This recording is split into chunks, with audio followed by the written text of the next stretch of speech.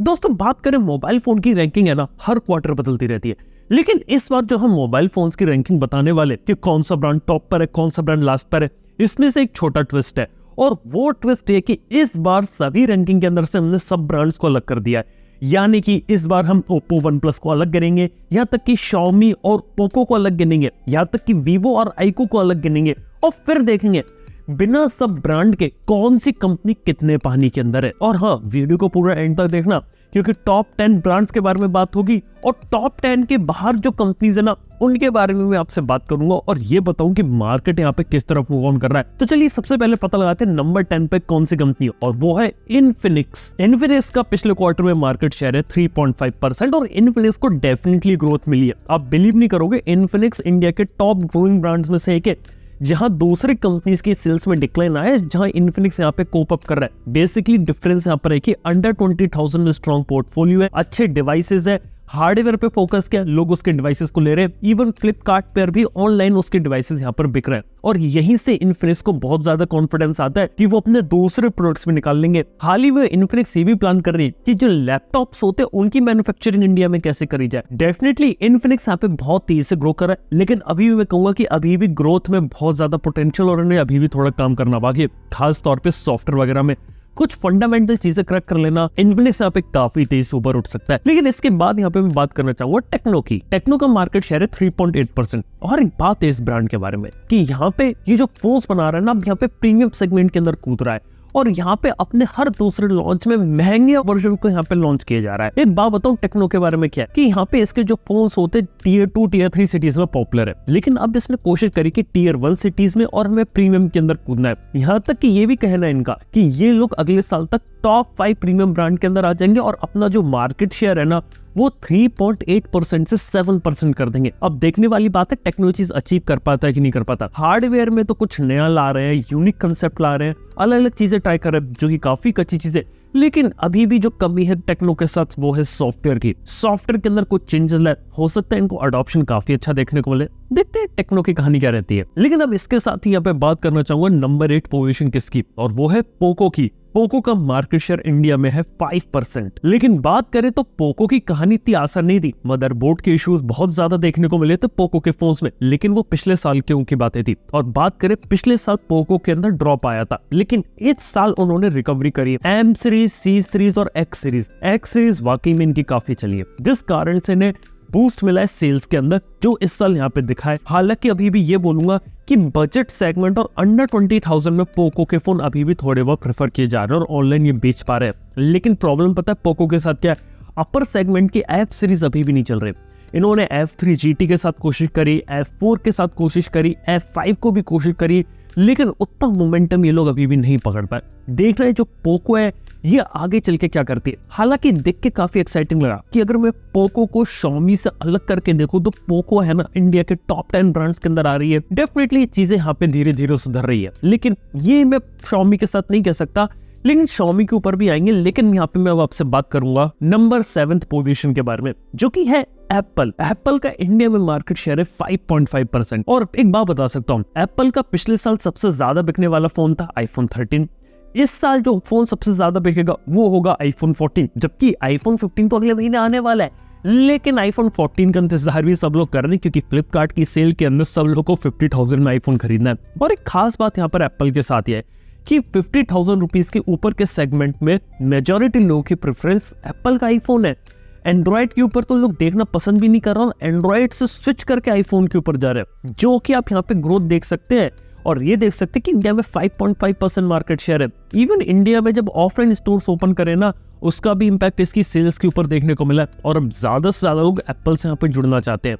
खैर ये कुछ अच्छी चीजें है यहाँ पे, लेकिन एक बात यहाँ पर ये भी मैंने नोटिस करी है कि यहाँ पे पूरी इंडस्ट्री में जो सबसे ज्यादा प्रॉफिट जो कंपनी बना रही है वो भी एप्पल है यहाँ पे, क्योंकि उनके पास जो मार्जिन होता है वो सबसे ज्यादा रहता है यहाँ पे सैमसंग और वन प्लस जैसी कंपनीज भी कोशिश कर दी है, लेकिन फिर भी एप्पल ने डोमिनेट कर रखी है पोजीशन। और हाँ, अगर लगभग 50,000 रुपीज के ऊपर बात करें तो हम किसी भी कंपनी के बारे में बात कर ले, चाहे सैमसंग हो, वन प्लस हो, खुद गूगल पिक्सल हो, लोगों की नंबर 1 पसंद यहाँ पे एप्पल का आईफोन बन के बैठा है। अब देखना है कि एप्पल आईफोन की ये प्रेफरेंस रहती है, यहाँ पर आगे चल के और ज्यादा ग्रो रहता है और लोग एंड्रॉइड से iOS में स्विच करते हैं। देखते हैं आगे चल के क्या होता है। लेकिन अगर मैं इसके साथ ही बात करूं तो प्रीमियम में एक और कंपनी काफी अच्छा खेलती है और वो है वन प्लस। वन प्लस का मार्केट शेयर इंडिया में 7.2%।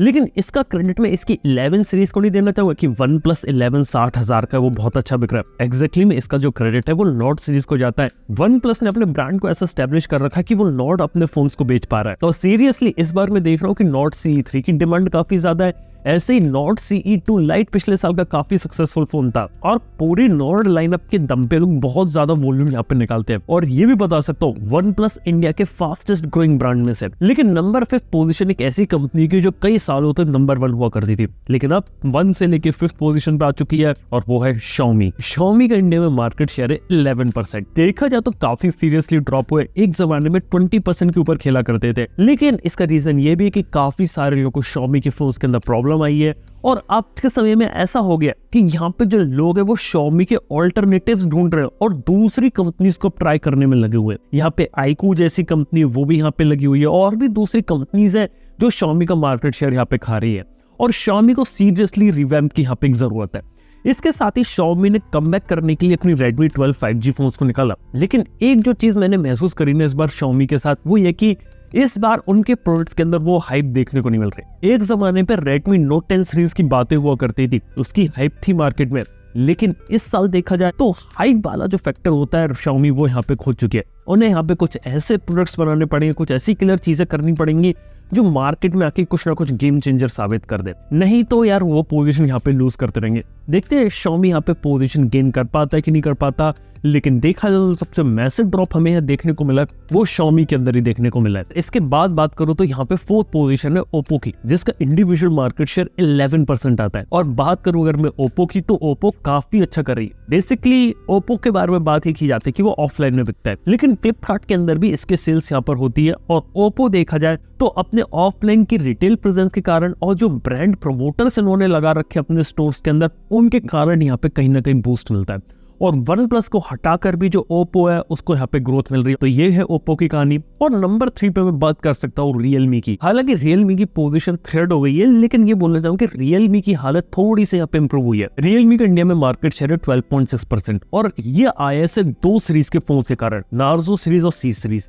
11 Pro सीरीज यहाँ पर इनकी थोड़ी बहुत चली है, लेकिन इन्हें अंडर 30,000 में ठीक ठाक रिस्पॉन्स देखने को मिला है। लेकिन अभी भी इनकी जो कोशिश है वो अंडर 20,000 में ज्यादा प्रायोरिटी की, वहां पे ज्यादा से ज्यादा फोन निकालो और उनके ऊपर फोकस करो। जबकि बात करूं अबव 30,000 में Realme का मार्केट टोटली खत्म है। इन्होंने प्रीमियम में जाने की कोशिश करी, अब ये बिल्कुल नहीं चल रहा है और अब सोच रखा कि हम बजट और मिड रेंज कैटेगरी में फोकस करेंगे, ऊपर नहीं जाएंगे, और इसीलिए GT सीरीज भी आपको इंडिया में देखने को नहीं मिल रही है। खैर ये स्ट्रेटजी Realme की कब तक चलेगी ये भी देखने वाली बात है, लेकिन माधव शेठ के साथ जाने से कहीं ना कहीं कंपनियों कुछ ना कुछ इम्पैक्ट यहाँ पे पड़ा है। देखते हैं कि आने वाले फ्यूचर में माधव शेठ जब ऑनर के साथ कमबैक करेंगे तो ऑनर वर्सेस Realme जो होगा ना वो काफी एक्साइटिंग होगा देखने में। और नंबर 2 की बात करें तो हमारे पास एक ऐसी कंपनी जो फर्स्ट या सेकंड पे अक्सर रहती है और वो है यहाँ पे Samsung। Samsung का इंडिया में मार्केट शेयर है 15.7% और देखा जाए तो प्रीमियम में महंगे फोन्स बेचने में काफी अच्छा कर रहे हैं। मतलब Samsung एक ऐसा ब्रांड है जिसके लोग ज्यादा पैसा देना पे करते हैं और एंड्रॉइड के अंदर उसकी रेपुटेशन भी अलग है। यहाँ तक कि लेटेस्ट फ्लिप 5 और फोल्ड 5 की बात करें तो 1 लाख प्री ऑर्डर उसे सिर्फ इंडिया में मिल गया। आप देख सकते हैं कि Samsung की ब्रांड वैल्यू यहाँ पर क्या है और किस लेवल पे उसका क्रेज जा रहा है धीरे धीरे। लेकिन एक बात है कि Samsung की मेजॉरिटी सेल्स A सीरीज के कारण होती है, उसके बाद उसकी M सीरीज का नंबर आता है और यहाँ पर इस बार उसके फ्लैगशिप फोन्स भी काफी अच्छे थे। इसके साथ ही Samsung के फोन्स यहाँ पे महंगे होते हैं ये हमें पता है, लेकिन Samsung की मदद यहाँ पे जो चीज कर रही है ना वो है उसकी EMI स्कीम। जो फाइनेंसिंग के ऑप्शन Samsung के फोन्स के साथ देखने को मिल रहे हैं उस कारण से काफी सारे लोग Samsung के फोन्स को यहाँ पे लेना प्रेफर कर रहे हैं और इस वजह से Samsung को ताकत मिल रही है कि वो अपने फोन के प्राइस से थोड़े हायर कर सकती है। Samsung के बारे में एक बात बता सकता हूँ कि एक ऐसी कंपनी जो नोकिया के टाइम से टिकी हुई थी अभी भी टिकी हुई है और बाकी सारी कंपनीज भी अगर खत्म हो जाएंगी ना तब भी Samsung यहाँ पे टिकी रहेगी। देखते हैं क्या होता है फ्यूचर में Samsung की कहानी।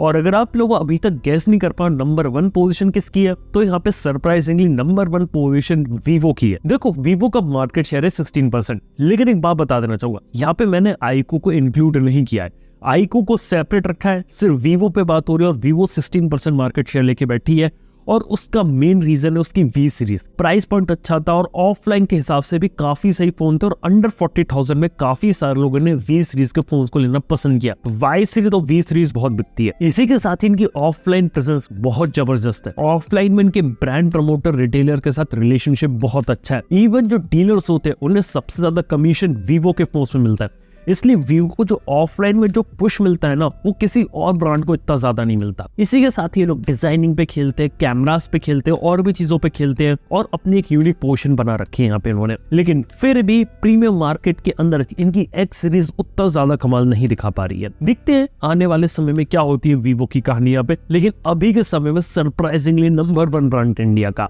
लेकिन इसके बाद बात करें तो आईक्यू की कहानी क्या। आईक्यू का मार्केट शेयर यहाँ पे 1 से लेकर 2% है, लेकिन देखा जाए तो वीवो आईक्यू के साथ काफी ज्यादा खुश है।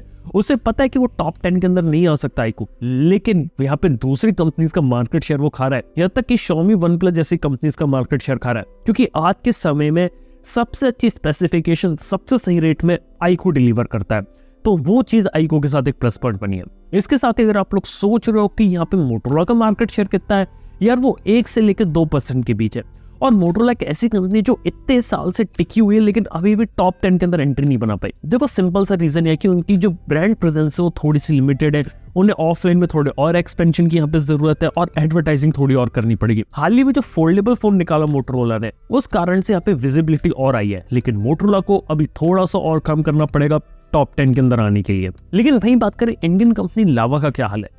देखो लावा के बारे में बात करें तो इंडिया के फास्टेस्ट ग्रोइंग ब्रांड में से आता है। मतलब कि अगर मैं सच बताऊं इंडिया के फास्टेस्ट ग्रोइंग ब्रांड कौन कौन से हैं, तो यार एप्पल, OnePlus, इन्फिनिक्स और लावा आता है यहाँ पे। और लावा की बात करें तो लावा के पास लगभग 1% का मार्केट शेयर है। पिछले साल 2022 में जो शिपमेंट ग्रोथ हुआ है वो हुआ है 85% इनका। इस साल इनकी ब्लेज सीरीज और अग्नि 2 ने यहाँ पे कमाल दिखाया। लेकिन अगर लावा अगर ढंग के फोन यहाँ पे लॉन्च करती रहे तो 1 से लेकर 2-3% तक जाने में ज्यादा टाइम नहीं लगेगा।